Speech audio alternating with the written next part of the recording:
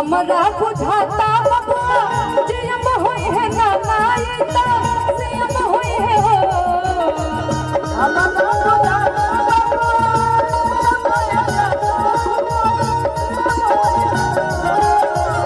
हमरा बुझाता बबुआ जियम होई है ना नाईता जियम होई है हो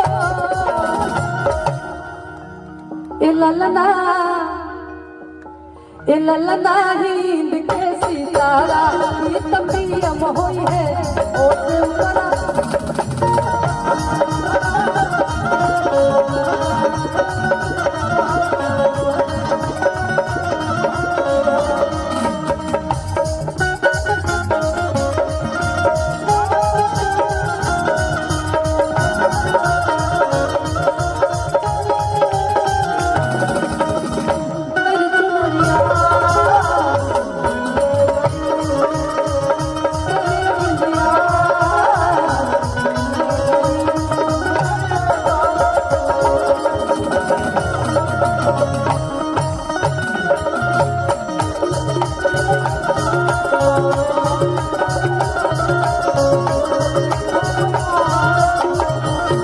और हमरा उदय चाचा जी की तरफ से बहुत सारा आशीर्वाद आयल है कि प्यार आज तो हम पहला बार अपना परिवार में आयल बानी लेकिन इ प्यार अब आयल बनी तो आजीवन बनल रहे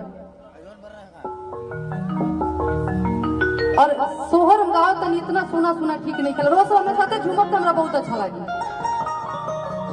सुबह में गोलू जी एक बात बोल रहे थे ना कि कार्यक्रम तब जमता है या फिर ताली दिया जाए या फिर पैसा दिया जाए ना ताली का साथ दिया जाए या फिर पैसा दिया जाए तो आप लोग ना ताली बजा रहे हैं ना पैसा दे रहे हैं तो ताली बजाइए आप सभी लोग कि कहवा में जाना मिले राम तो कहवा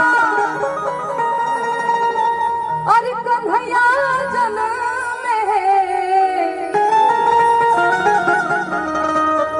ए ललना कहवा में अरे जन्मे गणेशा तीनों घर बसोहर होला है कि कहवा में जाना मिले रामा तो कहवा तो नया जन्म है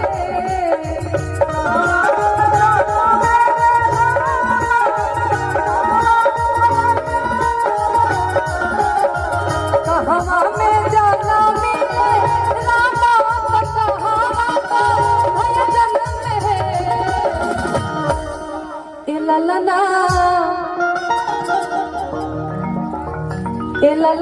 कहवा में जनमी गाने सदा घरवा तो ललना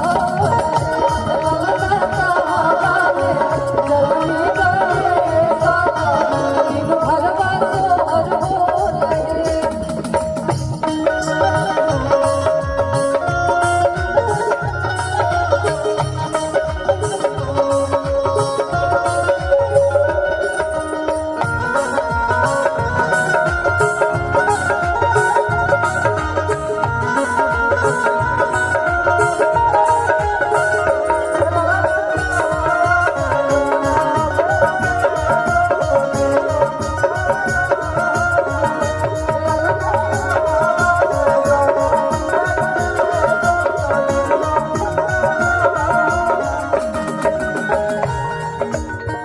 अयोध्या में जाना मिले रामा तो मथुरा तो नया जन्म है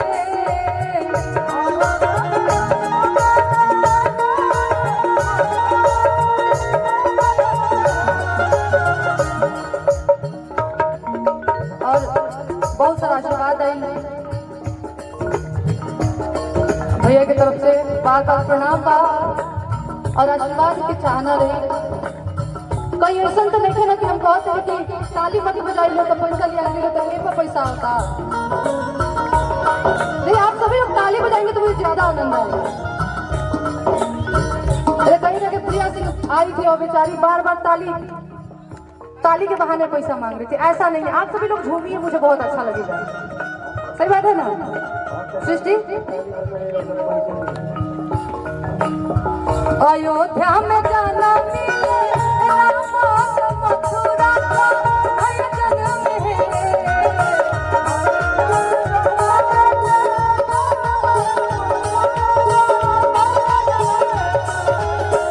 अयोध्या में जाना मिले रामा मथुरा का नया जन्म है।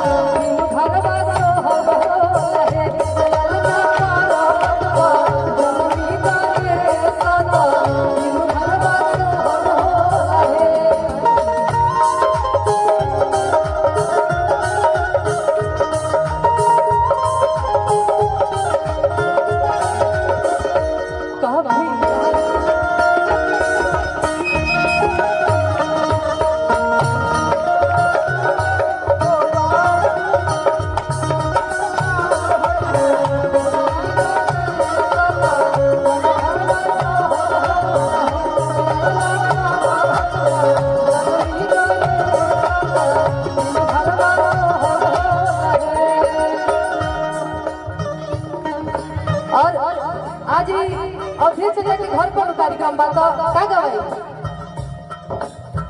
चाचा लुटाई अनधाना चाची सा रमधान हो।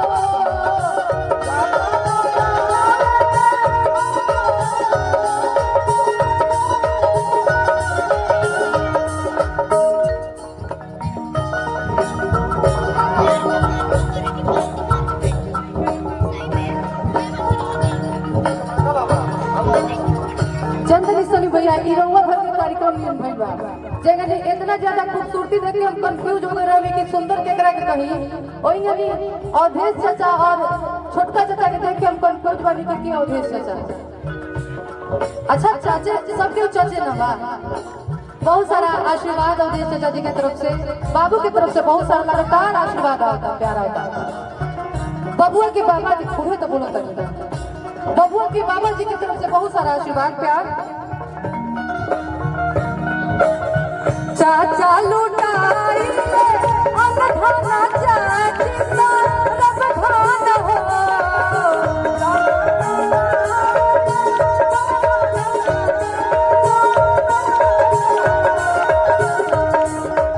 लेकिन हमने के रुआ चाचा बने, बबुआ के रुआ दादा बने।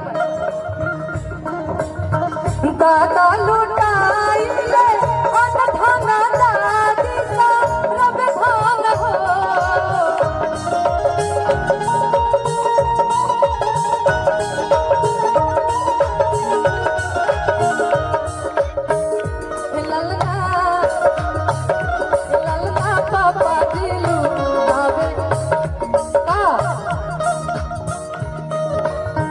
इतना कुली महफिल, इतना सुंदर सजावट, इतना खर्च बा।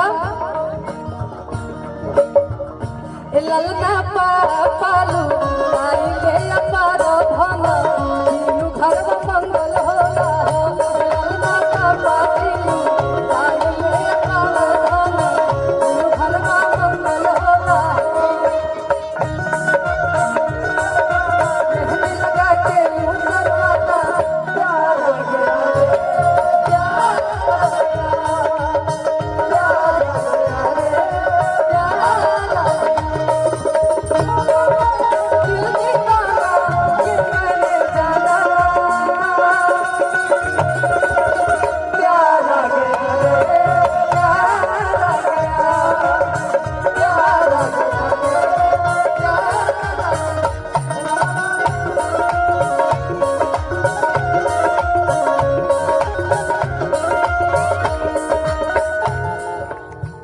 और सभी गार्जियन हमने के मंच पर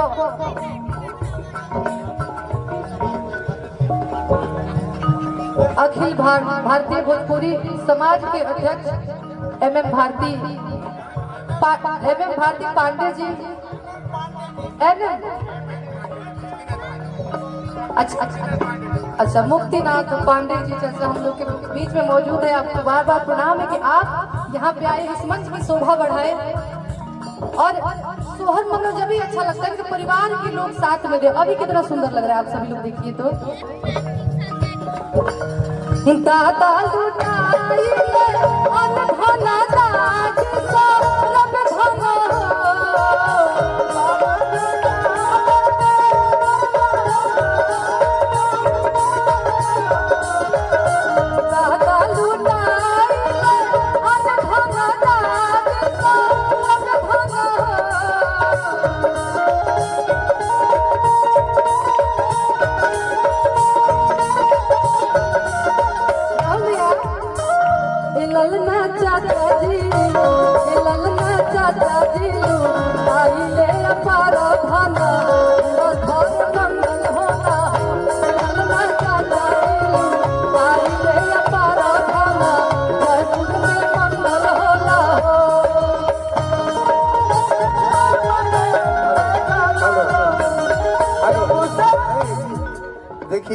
आप लोग वीडियो बना रहे हैं, लेकिन हमने के भोजपुरी में केकरो बेटा बेटी होखला सोहर होखला कि भोजपुरी के सम्मान है कि पैसा ऐसे देवल कर है कि वीडियो बना के वायरल मत करिए लोग।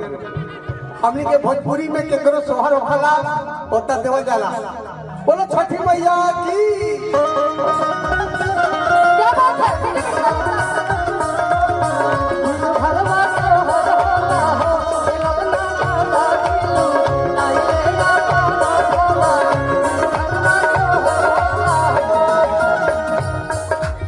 और बबुआ के बड़का पापा अब बड़के मम्मी कहाँ अबे नाम मिलल बाटे, चेहरा से नहीं पहचान। बड़की मम्मी आप लोग नहीं आएगा तो सीढ़ी है ना वहां से पास में, आप लोग आ जाएंगे तो मुझे बड़ी खुशी होगी। ये कंजूस मम्मी बाबू पापा लुटाई